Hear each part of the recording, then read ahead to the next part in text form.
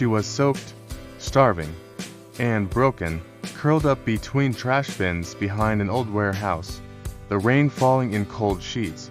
She looked more like a shadow than a living creature. Her fur was drenched, clinging to her fragile frame. Bones pressed against skin, her breathing was shallow, and in her mouth, she chewed on a piece of plastic believing it was food. That's how desperate she was. No one had seen her arrive. She had simply appeared one day, lying low, afraid to be noticed. People passed her by without a second glance. The street was loud, filled with honking cars, splashing puddles, and city noise. But she remained still, watching, waiting, hoping someone would stop, but no one did. She chewed on bottle caps, on torn wrappers, on whatever her teeth could find. Her stomach was so empty that even garbage felt like a meal. That plastic had no taste, it scratched her throat. But she swallowed it anyway. That's what starvation does. It changes everything. She didn't know what was safe. She just wanted to survive. Her eyes told the story, wide, tired, and glazed over with a pain no animal should ever feel. There were cuts on her legs. Her paws were swollen and cracked. She had no strength to walk. Just lifting her head took all the energy she had left. But still, she stayed alive. Somewhere in the past, she had known love. The faded collar around her neck said so, but the letters were gone. The tag was missing, and no one came looking. It was as if the world had moved on without her.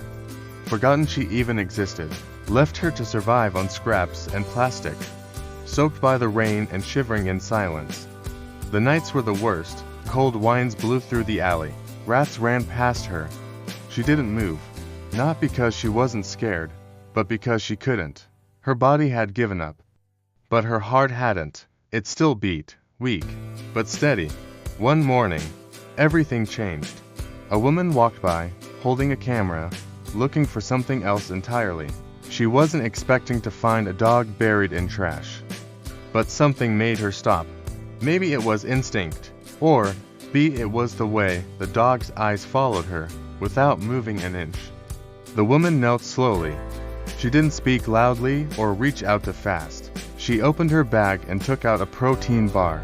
She broke off a small piece and placed it gently in front of the dog. At first, there was no response, just the sound of rain. Then, the dog sniffed, slowly, carefully, and with shaking effort. She stretched out her neck and touched the food with her tongue. She didn't gobble it. She didn't lunge. She just tasted it, like she didn't believe it was real. The woman didn't leave.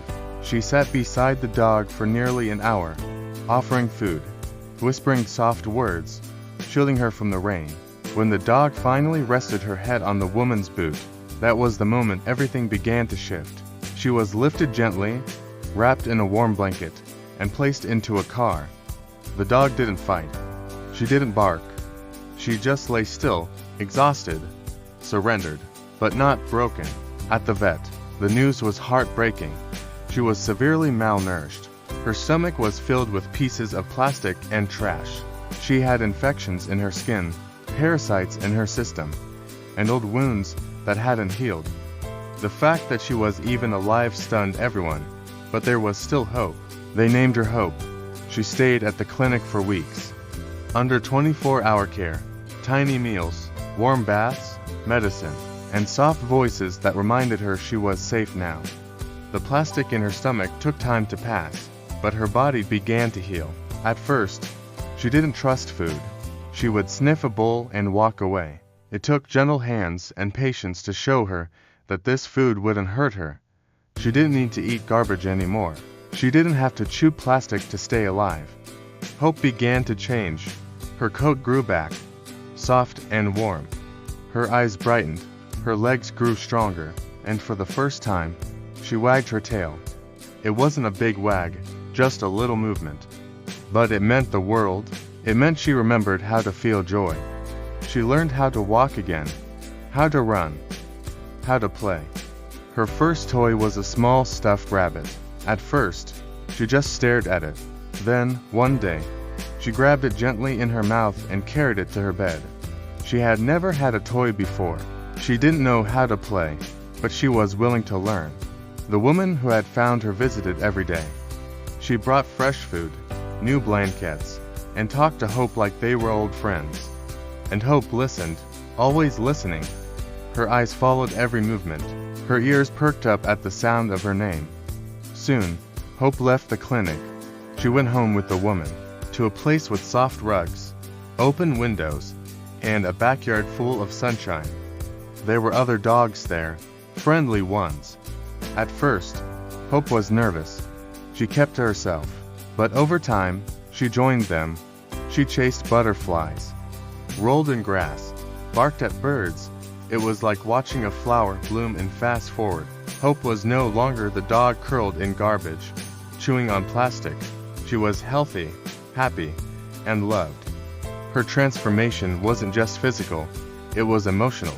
She had survived something unthinkable, and yet, she didn't carry hate. She carried light. She became a symbol of survival. People all over the world heard her story. They shared her photos. They cried at her progress. They sent messages of love and support, because Hope represented more than one dog. She represented every forgotten soul left to fight alone, every stray ignored, every heart that needed just one chance. And that's what she got. One chance. One woman saw her when no one else did. One person chose to care. And that's all it took to change everything. Today, Hope still carries that little stuffed rabbit wherever she goes. It's her favorite thing in the world, not because it squeaks or bounces, but because it was hers. Something real, something soft, something that never hurt her. Her eyes are full of peace now. She sleeps soundly, eats happily, and when the rain falls outside, she stays dry, wrapped in warm blankets, with a full belly, and a home filled with love. Hope's story ain't rare. It happens every day, both the suffering and the saving. For every dog like Hope, there are hundreds still waiting, still curled in the cold, still chewing on plastic because they have no choice. But Hope reminds us that it doesn't have to be that way. It starts with stopping, looking, caring. You never know who you might save. So the next time you walk past a forgotten alley, or hear a whimper in the distance, remember Hope. Remember that even the most broken soul can heal. And remember that love, even the smallest act, can be the difference between survival and surrender. Hope didn't ask for help, but when it came, she held on, and she never let go.